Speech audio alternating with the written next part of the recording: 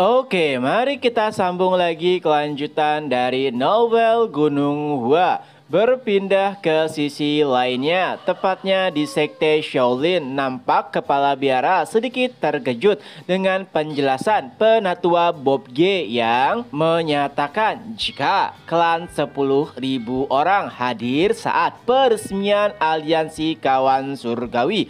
Lalu ia pun bertanya bagaimana reaksi dari 9 sekte besar. Bob G menjelaskan bahwa setiap perwakilan nampaknya begitu bingung. Tentu saja setiap orang mengekspresikan wajah marah. Mereka hanya terlihat bingung terkait apa yang harus dilakukan. Mendengar penjelasan Bob G, Kepala Biara pun hanya bisa mengangguk. Ia kembali bertanya, "Lalu bagaimana menurutmu?" Lalu Bob G menjawab, "Menurutku, jika itu aliansi kawan surgawi, itu lebih besar daripada apa yang aku bayangkan, tapi tidak seberbahaya kelihatannya."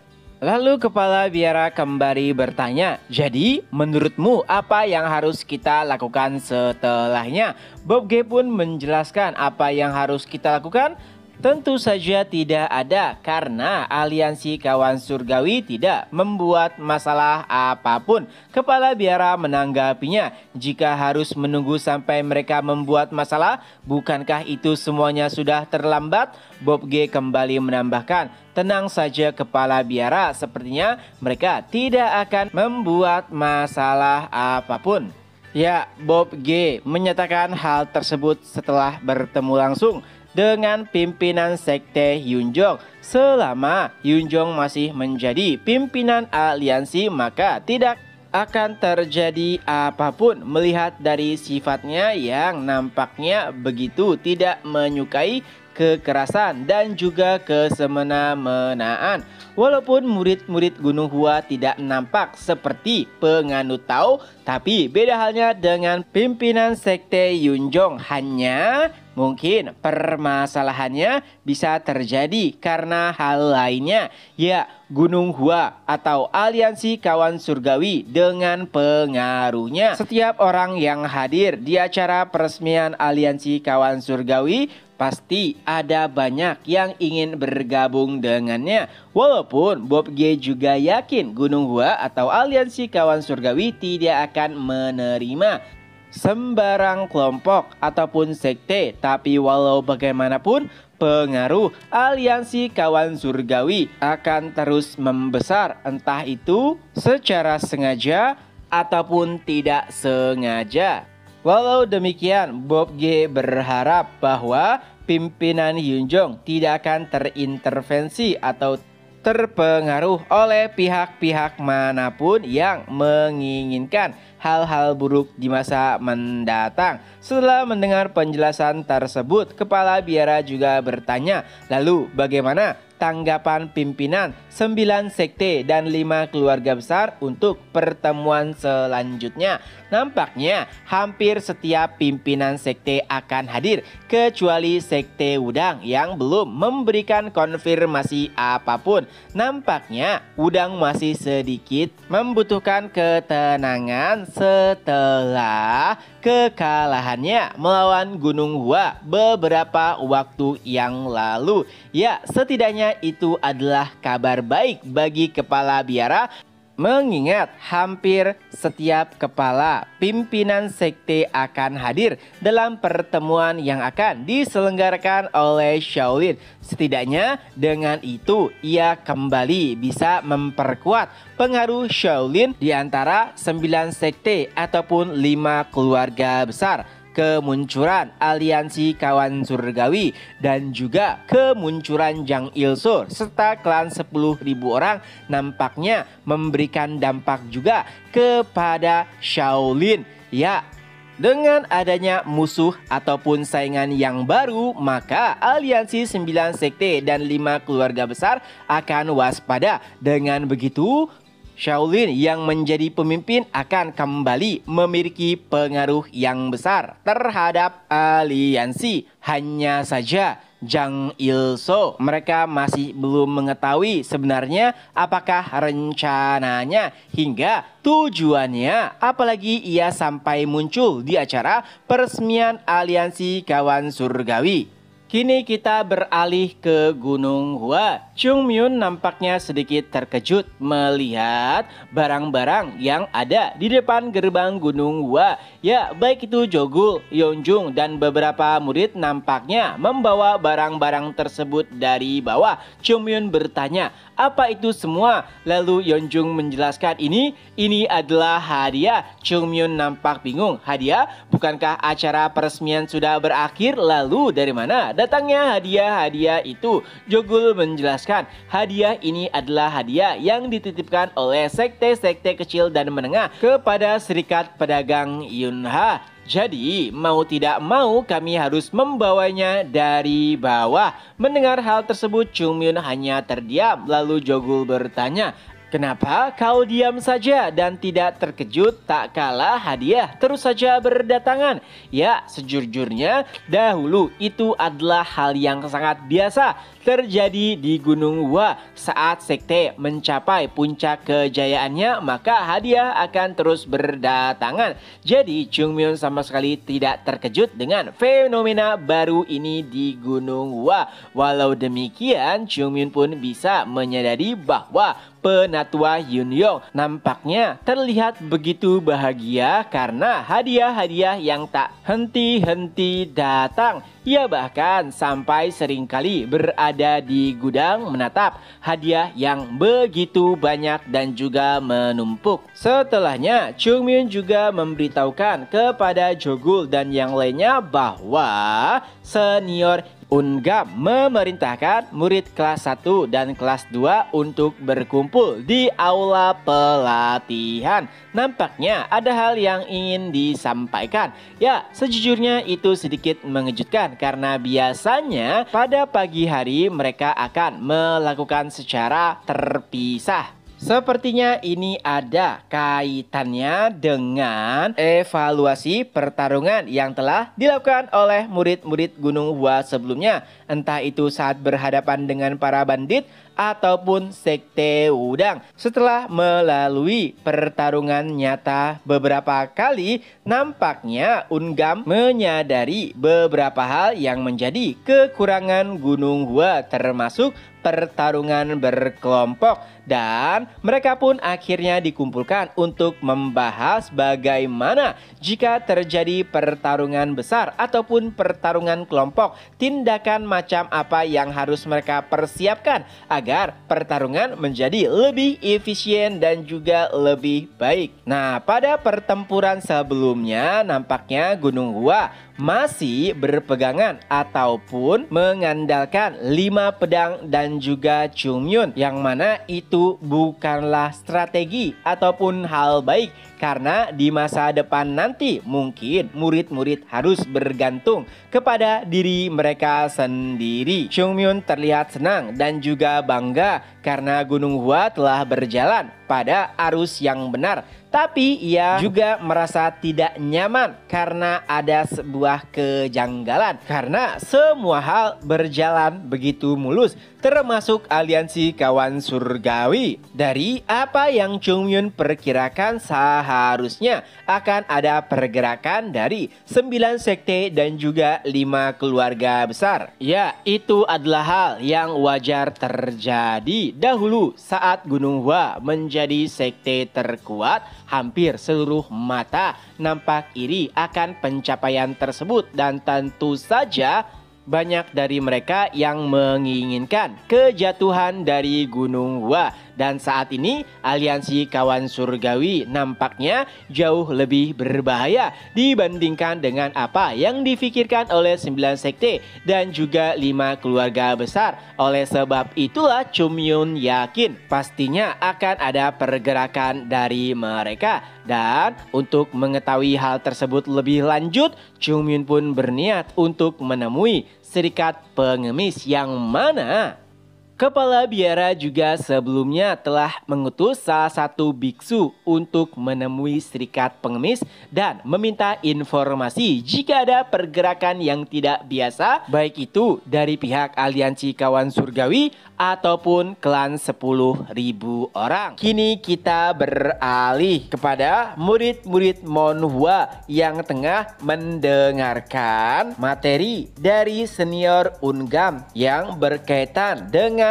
pelatihan pertarungan kelompok. Bisa dikatakan ini adalah evaluasi dari pertarungan mereka sebelumnya saat melawan para bandit. Nampaknya Ungam menyadari bahwa murid-murid Gunung Hua belum terbiasa melakukan pertarungan kelompok. Oleh sebab itulah Ungam menjelaskan beberapa hal yang harus mereka pelajari, dan untuk lebih memudahkan para murid mempelajari teknik tersebut, Ungam pun mempraktekkannya dengan murid-murid kelas 3 lainnya. Tapi di tengah-tengah pembelajaran, Jogul pun angkat tangan lalu bertanya terkait dengan teknik yang mereka akan gunakan. Sontak Ungam pun terdiam sejenak. Nampaknya Ungam juga tidak tahu jawaban apa yang harus ia berikan kepada Jogul, karena teknik yang mereka gunakan adalah teknik yang diciptakan oleh para leluhur. Yang jelas pasti ada alasan kenapa teknik tersebut diciptakan. Hanya saja Ungam tidak memahami sejarah dari terciptanya teknik tersebut, dan yang bisa mereka lakukan saat ini hanyalah mempelajari juga mempraktekkannya, karena nampaknya itu semua sangatlah efektif. Nah, mendengar pertanyaan dari Jogul, nampaknya murid-murid nampak sangat tidak senang karena pertanyaan Jogul malah menyulitkan senior Ungam. Padahal ia hanya perlu mempraktekkannya saja, tapi Jogul malah menanyakan hal-hal yang dirasa oleh murid-murid lain tidak perlu, dan itu malah menyulitkan senior Ungam. Seluruh mata pun kini tertuju kepada Jogul, dan ia pun hanya bisa menunduk sambil bergumam. Jadi, apakah ini yang sering dirasakan oleh Chung Myun? Ya, setiap murid menyadari jika tidak ada Chung Myun, pastinya yang akan membuat onar adalah Jogul, dan ternyata itu benar adanya. Kini setiap murid pun mulai memperhatikan gerak-gerik dari Jogul. Setelahnya Ungam pun kembali melanjutkan materi sambil mempraktekkan teknik tersebut. Tapi sayangnya terjadi kecelakaan kecil. Ya, secara tidak sengaja pedang yang digunakan oleh senior Ungam mengenai kaki senior Ungam. Walaupun itu hanyalah pedang kayu, tapi setiap murid sadar itu masihlah sangat menyakitkan. Murid-murid hanya bisa terdiam menyaksikan hal tersebut. Lalu Ungam pun meminta maaf kepada Ungam dan berkata akan lebih berhati-hati. Tapi ada satu orang yang memiliki ekspresi berbeda, yaitu Jogul. Bukannya diam, ia malah tertawa melihat insiden tersebut. Murid-murid yang sudah tidak tahan dengan tingkah lakunya pun langsung menghampirinya lalu menginjak-injak Jogul karena ia tertawa tidak pada tempatnya. Walau demikian, Jogul berusaha untuk membela diri. Kenapa kalian begitu kejam kepadaku? Bagaimana bisa aku menahan tawa jika itu adalah hal yang lucu? Setelah dihajar habis-habisan, Jogul pun mengeluh sambil berkata kepada Baekchun dan juga Yeonjung, "Senior, kenapa akhir-akhir ini nampaknya setiap orang sangat membenciku?" Lalu mereka pun menjawab, "Gul, jika setiap orang melakukan hal yang sama, karena tindakanmu itu berarti ada yang salah pada dirimu. Jadi jangan salahkan orang lain. Introspeksi saja apa yang kurang pada dirimu. Tapi sayangnya Jogul sama sekali tidak memahami makna dari perkataan tersebut. Setelahnya, sambil menahan rasa sakit, Ungam pun kembali menjelaskan, seperti yang kalian lihat, ini bukanlah formasi sederhana. Jadi kalian harus berhati-hati. Para murid pun menjawab dengan tegas, "Ya senior." Lalu Ungam pun memerintahkan para murid untuk membuat sebuah kelompok masing-masing terdiri dari 7 orang untuk mempraktekkan teknik tersebut, atau katakan saja formasi biduk, di mana setiap orang saling memunggungi dan mengarahkan pedangnya ke arah lawan. Sebenarnya ini adalah formasi dasar saat pertarungan berkelompok, tapi karena murid-murid Gunung Hua belum terbiasa, mau tidak mau Ungam pun harus mengajarkan mereka dasar-dasarnya lalu mempraktekannya secara langsung. Awalnya semua berjalan sesuai dengan rencana. Setiap murid nampak begitu kompak, tapi sepertinya itu tidak bertahan lama karena beberapa saat setelahnya mulai terjadi perdebatan antara murid satu dengan murid lainnya. Ya, mereka tidak benar-benar bisa mempertahankan formasi dengan baik, sehingga antara satu murid dengan murid lainnya pun saling bersinggungan, dan itulah awal mula dari setiap perdebatan. Karena mereka saling bersenggolan satu sama lain. Itu adalah sesuatu yang seharusnya tidak boleh mereka lakukan. Jika saja ini adalah medan pertempuran sesungguhnya, mereka pasti sudah tamat. Ungam yang menyaksikan hal tersebut hanya bisa memejamkan matanya. Tapi permasalahan tidak hanya berhenti sampai di situ, karena Unam beserta murid-murid kelas 1 lainnya memutuskan untuk meninggalkan ruangan latihan. Kini yang tersisa hanya Ungam seorang. Kini kita berpindah ke sisi lainnya. Akhirnya Chungmyun pun tiba di markas sekte pengemis cabang Hwaum. Walaupun terlihat agak kumuh, tapi bangunan yang mereka gunakan nampak begitu besar, yang mana mungkin para pengemis menganggapnya sebagai istana. Saat Chungmyun memasuki wilayah tersebut, ia pun nampak sedikit terkejut karena bayangan yang ada di kepalanya terkait dengan para pengemis sangat berbeda dengan kenyataan yang ia lihat. Biasanya para pengemis bermalas-malasan, tapi yang ia saksikan saat ini mereka nampak begitu sibuk mondar-mandir membawa berbagai macam dokumen dan juga menyebarkan informasi dan pesan menggunakan merpati. Saking sibuknya, bahkan tidak ada yang menyadari kehadiran Chungmyun. Ia juga sempat memanggil Hongdae, tapi tetap diabaikan. Setiap orang nampaknya tengah berfokus kepada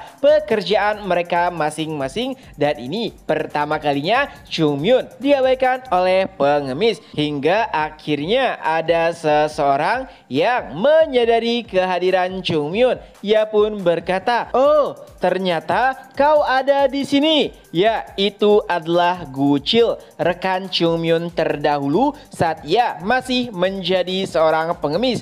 Tapi Chungmyun nampak begitu terkejut. Penampilannya benar-benar berbeda. Saat pertemuan terakhirnya tak kalah kompetisi dunia murim, Gucil hanyalah pengemis bertubuh kurus dan juga pendek. Tapi saat ini ia terlihat begitu berbeda. Badannya menjadi lebih tinggi, otot-ototnya juga mulai terlihat. Chung Myun bertanya kepada Gucil bagaimana bisa ia berubah begitu cepatnya. Lalu Gucil pun menjelaskan kenapa ia menjadi begitu subur. Itu semua karena setiap orang memperlakukannya dengan baik. Apalagi tak kala mereka mendapatkan informasi jika Gucil dekat dengan naga ilahi Gunung Hua. Hampir setiap hari mereka memberikan daging kepada Gucil dan itulah yang membuatnya menjadi sangat sehat. Tapi ada hal yang membuat Chung Myun penasaran. Kenapa Gucil ikut pindah ke cabang Hua padahal ia sudah memintanya untuk masuk ke Gunung Hua. Mendengar perkataan tersebut, Gucil pun langsung keringat dingin sambil berkata, tidak, sepertinya pengemis adalah hal yang paling cocok untukku. Ya, ada alasan kenapa Gucil langsung menolak permintaan Chung Myun. Itu semua karena mereka adalah anggota serikat pengemis yang mengelola berbagai macam informasi dan setiap anggota serikat pengemis tahu benar di antara sekte-sekte yang ada hanya sekte Gunung Hua saja yang melakukan pelatihan. Begitu gilanya, memikirkannya saja sudah membuat orang-orang gemetar. Gucil bahkan sampai menanamkan sebuah janji pada dirinya sendiri, yaitu bahkan jikalau ia harus mati, ia tidak akan pernah mau menjadi murid sekte Gunung Hua. Dikala perbincangan Chung Myun dengan Gucil, tiba-tiba ada orang yang memanggil Gucil dengan sangat kesal. Itu semua karena ia melihat Gucil tengah bersantai-santai. Padahal saat ini mereka penuh dengan kesibukan. Tapi ekspresinya langsung berubah tak kala mengetahui siapakah sosok yang tengah berbincang dengan Gucil.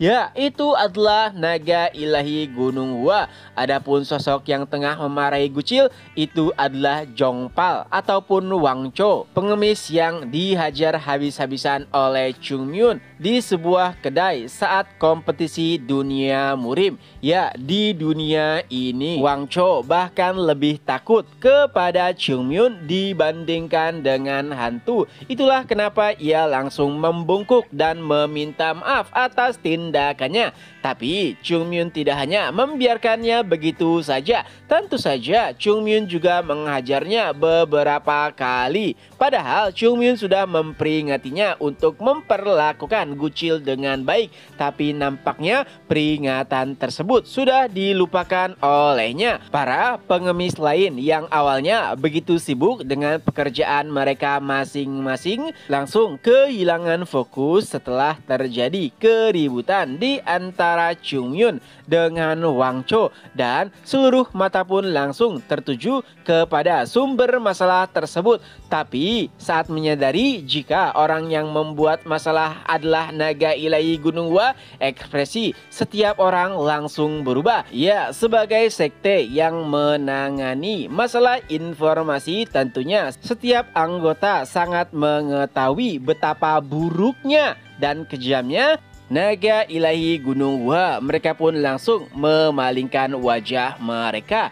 Chung Myun yang sudah kepalang kesal pun langsung mengungkit kembali saat-saat kedatangannya dan tidak ada seorang pun yang menyambutnya. Mereka pun langsung meminta maaf karena tidak bisa langsung mengenali sosok terkenal seperti naga ilahi Gunung Hua. Tapi Chung Myun sudah terlanjur kesal. Ia pun meminta Gucil untuk keluar sebentar dan yang terjadi setelahnya, Chung Myun pun menghajar setiap anggota pengemis. Barulah setelahnya Chung Myun bertanya kepada Gucil kenapa mereka nampak begitu sibuk. Lalu Gucil pun menjelaskan itu semua karena aliansi kawan surgawi. Ya, sejak aliansi kawan surgawi didirikan ada banyak informasi masuk dan banyak juga orang yang menginginkan informasi terkait dengan aliansi kawan surgawi, seperti siapa saja yang menghadirinya dan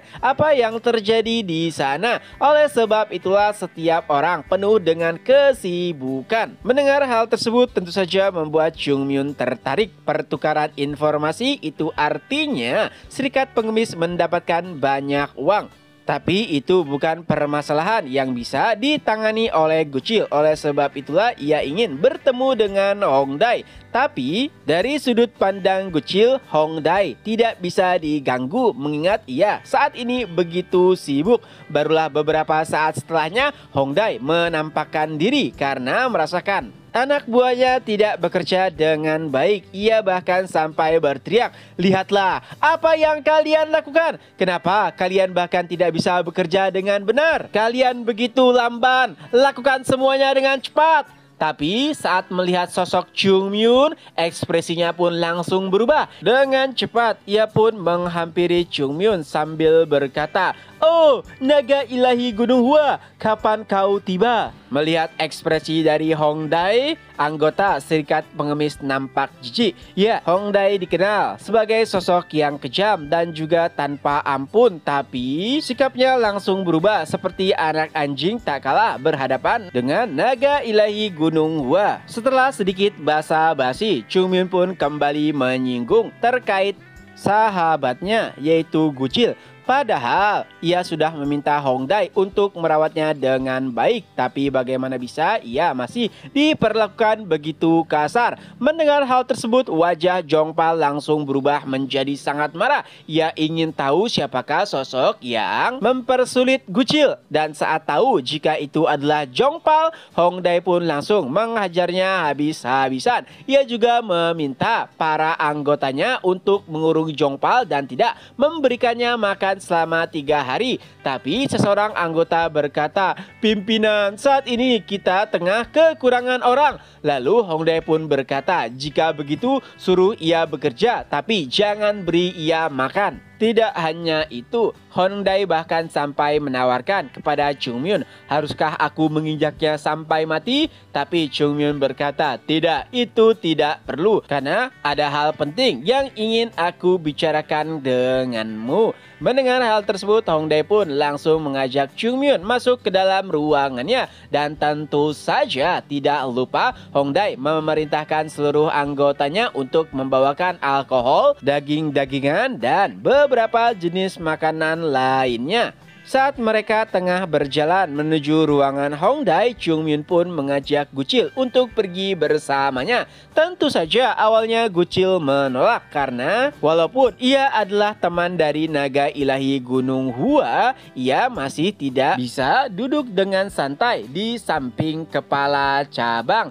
Tapi Chung Myun terus memaksanya untuk ikut hingga pada akhirnya Hongdae pun yang memberikan perintah. "Sudah, ikut saja. Kehilangan satu pekerja tidak akan menimbulkan masalah apapun." Karena kepala cabang yang langsung memintanya, mau tidak mau, Gucil pun ikut dengan mereka. Kala itu, ia pun bahkan sampai teringat perkataan seseorang, yaitu, "Jika kau memiliki teman baik, maka hidupmu akan jauh lebih baik." Tapi Gucil tidak yakin apakah ini adalah sebuah berkah atau malah sebaliknya. Beberapa saat setelahnya, ini akan menjadi momen langka bagi Gucil karena bisa menyantap makanan yang jarang sekali bisa disentuh oleh para pengemis.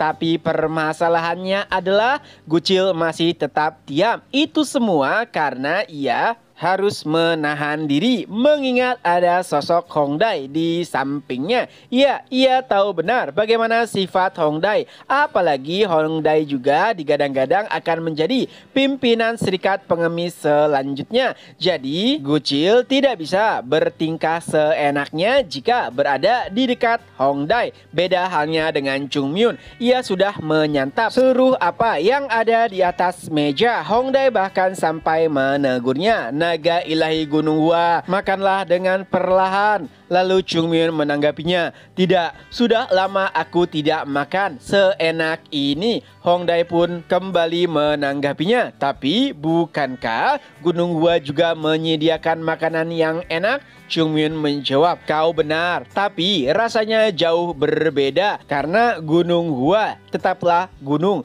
Pasti akan ada bumbu-bumbu yang terlewatkan. Lalu tambah lagi alkoholnya, begitu juga dagingnya. Hongdae pun menanggapinya, tapi sudah ada 3 botol alkohol. Chungmyun pun berkata, sudah, tambah saja. Pada akhirnya Hongdae pun hanya bisa menurut sambil menahan tangis. Ya, itu semua karena sudah tidak banyak lagi uang di dompetnya. Yang mana Serikat Pengemis sendiri mendapatkan uang dari pusat dan belum 1 bulan berlalu. Tapi Hongdae tidak bisa menolak permintaan dari naga ilahi Gunung Hua. Oleh sebab itulah ia memanggil salah satu anggota Serikat Pengemis lalu melemparkan tasnya yang berisikan uang sambil berkata, beli alkohol sebanyak-banyaknya, begitu juga daging. Tentu saja itu membuat anggota Serikat Pengemis tersebut terkejut karena jumlah uang yang diserahkan tidaklah sedikit. Tapi karena perintah Hongdae adalah mutlak, ia pun bergegas dengan cepat untuk membeli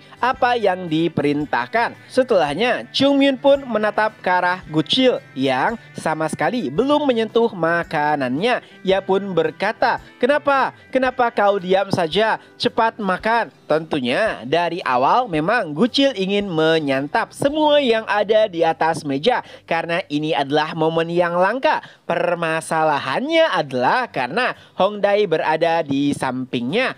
Dan nampaknya Chungmyun tahu kenapa Gucil tidak menyentuh makanannya. Ia pun langsung menatap ke arah Hongdae sambil berkata, bukankah sudah kukatakan untuk memperlakukan temanku dengan baik? Hongdae pun merasa sedih dengan perkataan tersebut karena sebenarnya Hongdae memang telah memperlakukan Gucil sedikit lebih spesial. Melihat Hongdae dimarahi oleh Chungmyun, Gucil pun langsung mulai melahap dagingnya sambil berkata, baiklah, aku akan makan. Ya, entah bagaimana Gucil merasa makanannya menjadi terasa sedikit hambar, walaupun itu adalah makanan yang sebenarnya sangatlah nikmat.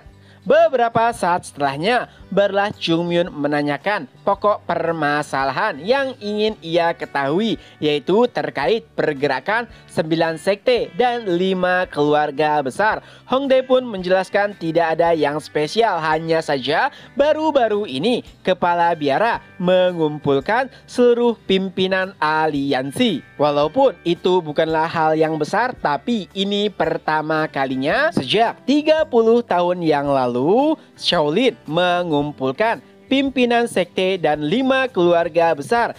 Mendengar hal tersebut entah kenapa membuat Chungmyun senang karena nampaknya mereka bergerak lebih cepat dibandingkan dengan apa yang Chungmyun perkirakan. Berdirinya aliansi kawan surgawi nampaknya membuat pantat mereka terbakar. Setelah mendengarkan informasi terkait apa yang terjadi pada 9 sekte besar, Chungmyun juga bertanya, bagaimana kondisi pihak lainnya? Lalu Hongdae mulai menjelaskan jika 9 sekte besar bukanlah menjadi hal yang bermasalah bagi Gunung Hua, tidak dengan 5 keluarga besar. Memang ada satu kelompok yang mungkin bisa mengacau ataupun bertentangan dengan Gunung Hua, yaitu Sekte Ujung Selatan. Tapi saat ini mereka masih melakukan pelatihan tertutup dan tidak berinteraksi dengan dunia luar.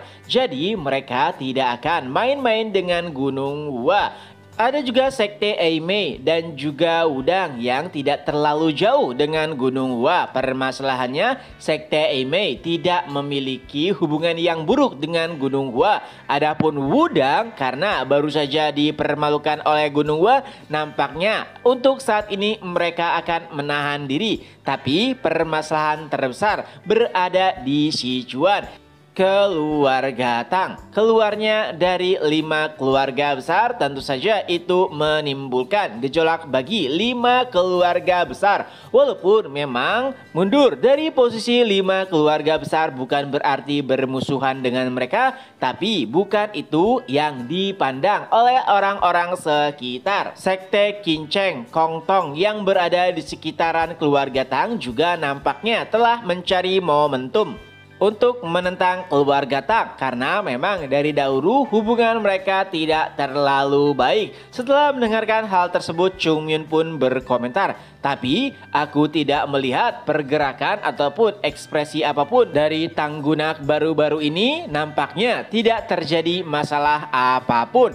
Hong Dae pun menambahkan, jika Tanggunak bukanlah orang yang ingin menyusahkan orang lain, itu berarti nampaknya ia akan menyelesaikan permasalahan internal keluarga Tang dengan caranya sendiri. Di tengah-tengah perbincangan tersebut, Gucil yang mendengarkan nampak begitu syok karena ini kali pertamanya ia mendengar 2 orang yang memiliki status tinggi menjelek-jelekan 9 sekte dan 5 keluarga besar. Dari sudut pandangnya, 2 orang di hadapannya nampak seperti iblis yang tengah berbincang. Setelah mendapatkan informasi yang diinginkan, Chung Myun pun memutuskan untuk pamit. Tapi sebelum itu, Hong Dae pun bertanya, "Tunggu, naga ilahi Gunung Hua, mungkin ini bukanlah hal yang penting, tapi tidak ada salahnya aku bertanya, apakah Gunung Hua baru-baru ini melakukan pergerakan di wilayah selatan?" Tentu saja Chung Myun tidak memahami maksud pertanyaan Hong Dae. Oleh sebab itulah ia menjelaskan lebih detail. Jadi ia mendapatkan sebuah kabar bahwa ada seseorang yang mengaku-ngaku sebagai keturunan dari Gunung Hua tengah mencari sebuah nama. Ia telah mengalahkan beberapa orang-orang hebat di wilayah selatan.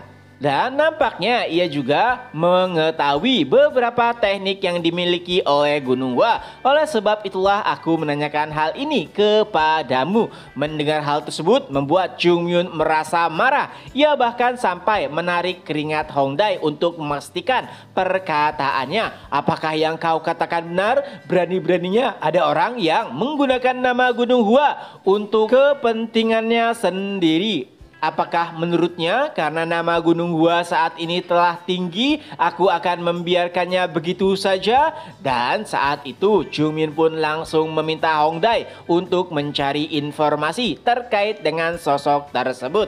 Lalu Hong Dae pun bertanya, "Jadi jika ia tertangkap, apa yang akan kau lakukan? Apakah kau akan memotong-motong tubuhnya?" Chung Myun menjawab, "Tidak, aku akan memutuskan seluruh otot-ototnya dan menahannya selama beberapa tahun." Lalu Hong Dae menanggapinya, "Oh, itu terdengar lebih baik daripada langsung membunuhnya."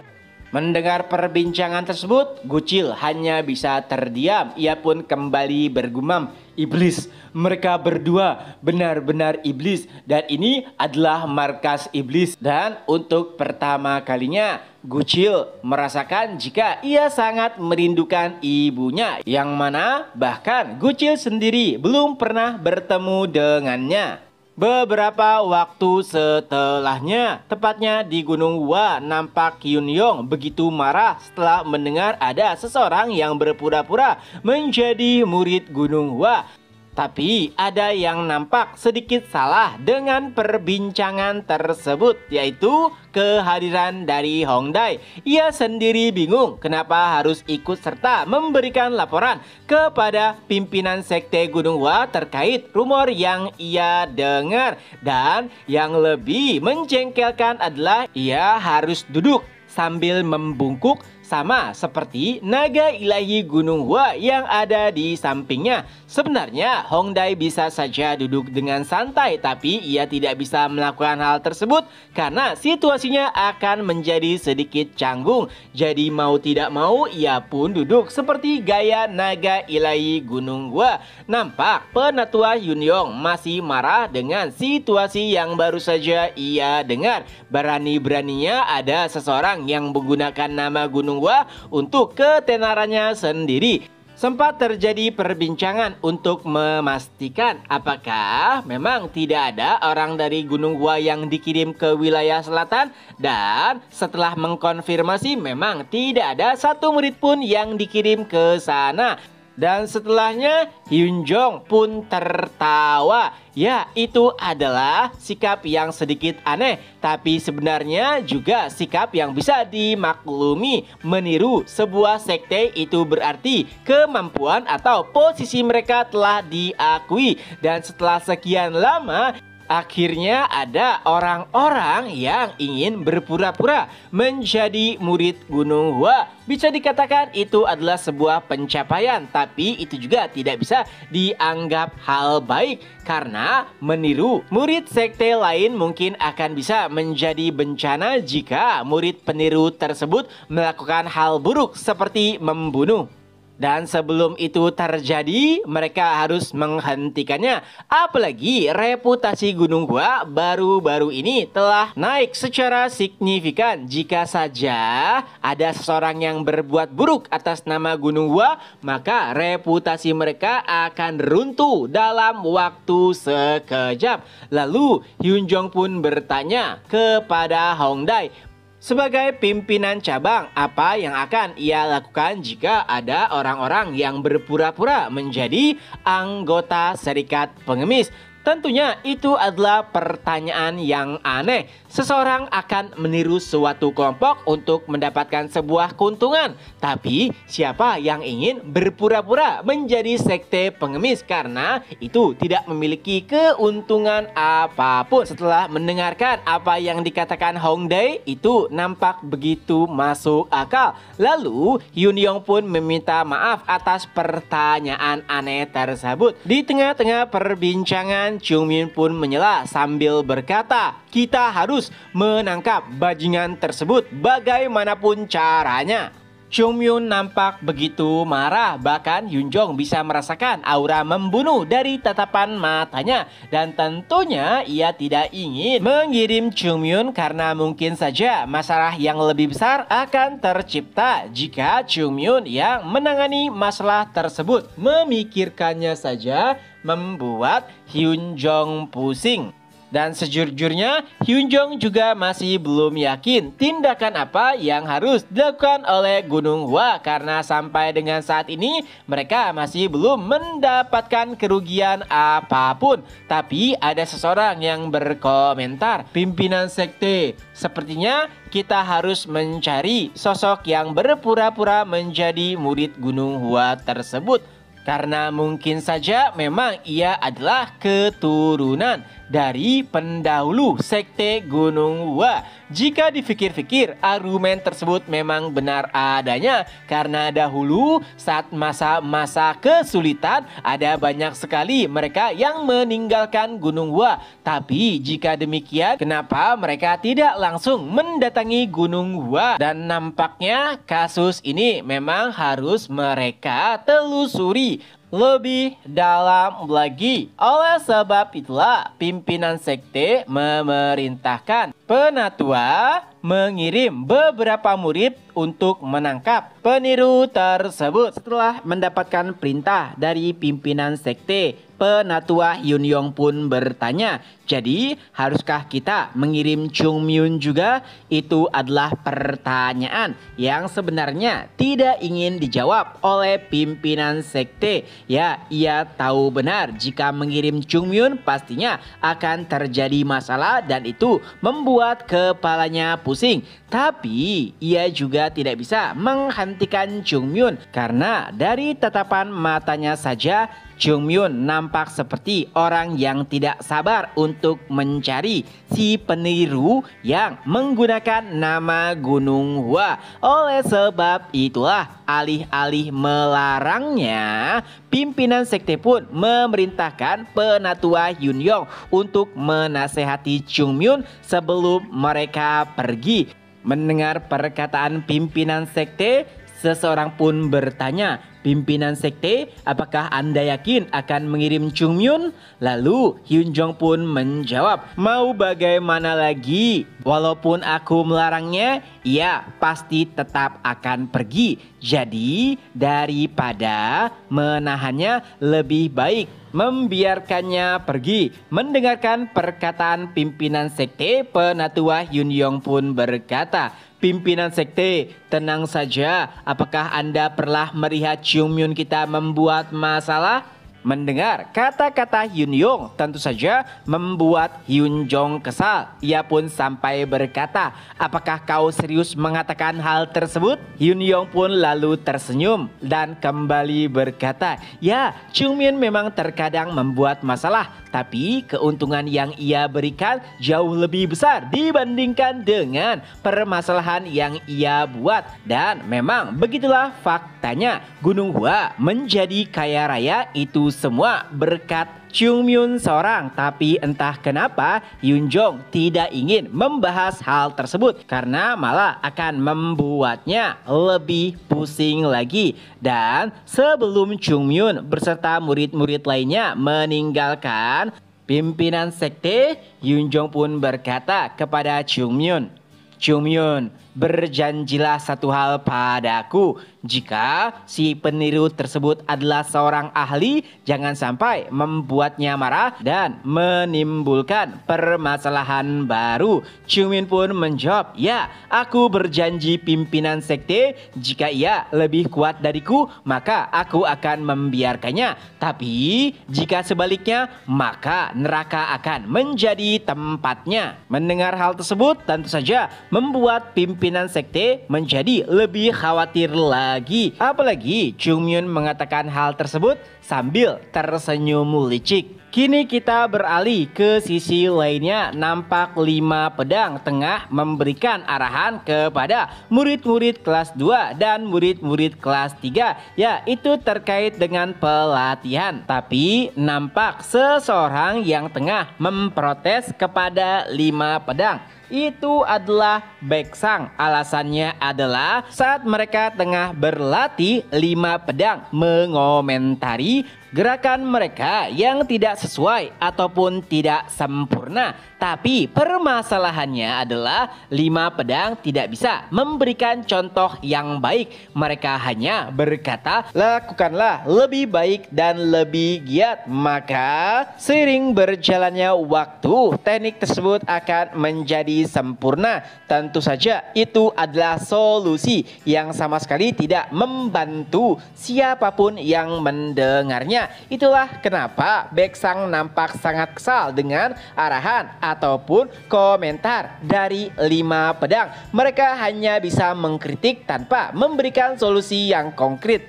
Tapi yang lebih menyebalkan adalah sifat dari 5 pedang. Semuanya berubah drastis dan tentu saja penyebab itu semua adalah Chung Myun. Baik itu Jogul, Yeonjung, Tang Soso atau bahkan Baekjun. Walaupun dahulu mereka bukanlah sosok yang sempurna, tapi Baeksang bisa memastikan sifat dan juga karakteristik mereka semua jauh lebih baik dibandingkan dengan mereka yang sekarang. Dan karena 5 pedang sama sekali tidak membantu, Baeksang pun meminta mereka untuk tidak mengganggu karena nampaknya lebih baik jika berlatih sendiri.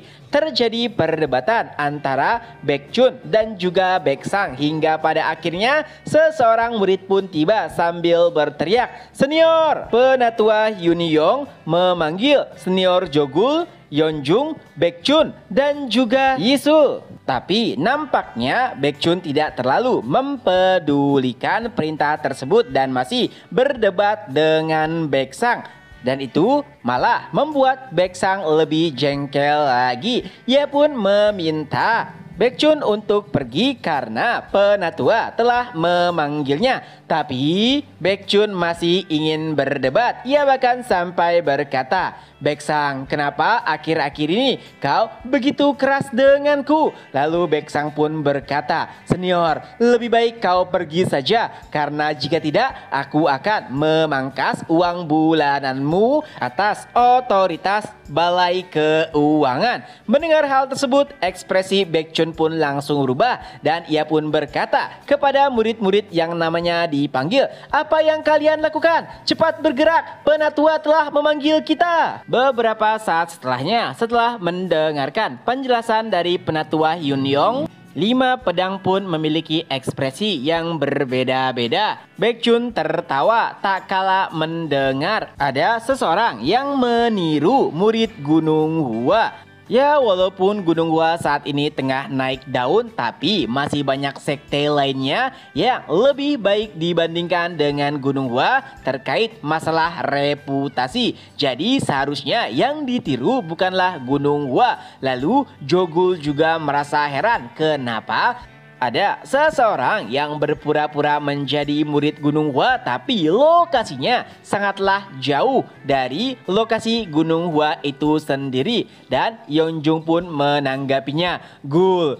kenapa kau begitu bodoh? Jika ia meniru sekte yang berada di dekatnya, maka ia akan langsung ditangkap." Tentu saja itu adalah pemikiran yang normal, karena jika seseorang ingin meniru menjadi murid sebuah sekte, maka ia akan melakukan hal tersebut di tempat yang tidak tersentuh atau tidak terjangkau oleh sekte yang ia tiru. Dengan begitu, ia tidak akan langsung ketahuan. Nah, setelah memahami persoalannya, ada satu hal yang masih membuat Baekjun bingung, yaitu tingkah laku Chungmyun. Ia nampak begitu sangat kesal sekali. Sayangnya, penatua Yunyong bahkan tidak tahu kenapa Chungmyun begitu kesal. Memang ada asumsi jika mungkin saja si peniru berasal dari Wudang ataupun sekte ujung selatan, tapi itu masih hanya sebuah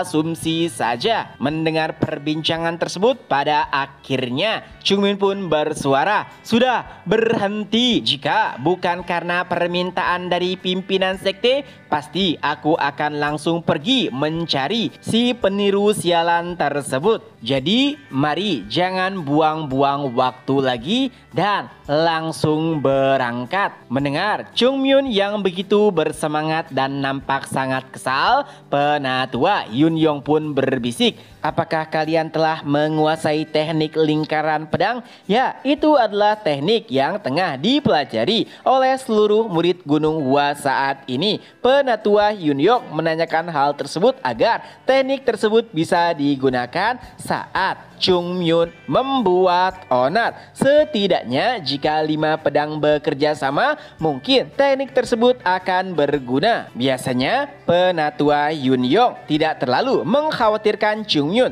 tapi melihat ekspresinya saat ini, ia pun jadi mengkhawatirkan Chungmyun. Dan karena ini adalah misi yang berkaitan dengan waktu, penatua Yunyong pun meminta murid-murid untuk segera bersiap dan berangkat, karena si peniru bisa saja telah melakukan sesuatu yang mungkin akan merugikan nama Gunung Hua. Dan beberapa saat setelahnya, 5 pedang beserta Chungmyun pun telah bersiap untuk menjalankan misi. Para murid-murid Gunung Hua pun melepas mereka, tapi entah kenapa nampaknya para murid begitu senang tak kala melihat 5 pedang meninggalkan Gunung Hua. Tidak ada rasa khawatir ataupun cemas. Mereka seperti akan terlepas dari belenggu jika 5 pedang meninggalkan sekte. Dan sebelum benar-benar pergi, Baeksang pun memberikan sedikit uang jajan kepada Baekchun. Ya, itu semua agar mereka setidaknya bisa memakan sesuatu yang layak saat tengah menjalankan misi. Setelah uang diterima, ekspresi Baeksang pun langsung berubah. Dengan suara lantang, ia pun berkata, "Jika begitu, cepatlah pergi!" Jung Myun yang dari tadi sudah tidak sabaran pun langsung bergerak dengan sangat cepat. Lalu 5 pedang pun ikut menyusul Jung Myun dari belakang. Dan setelah mereka pergi, terjadi perbincangan di antara murid-murid Gunung Hua. Seseorang berkata, "Sejujurnya, daripada mengkhawatirkan si peniru, aku lebih mengkhawatirkan para senior." Dan nampaknya setiap orang setuju dengan argumen tersebut. Dan chapter pun berakhir. Nah, itulah kelanjutan dari novel Gunung Hua. Semoga terhibur. Ketemu lagi di next video. Bye-bye.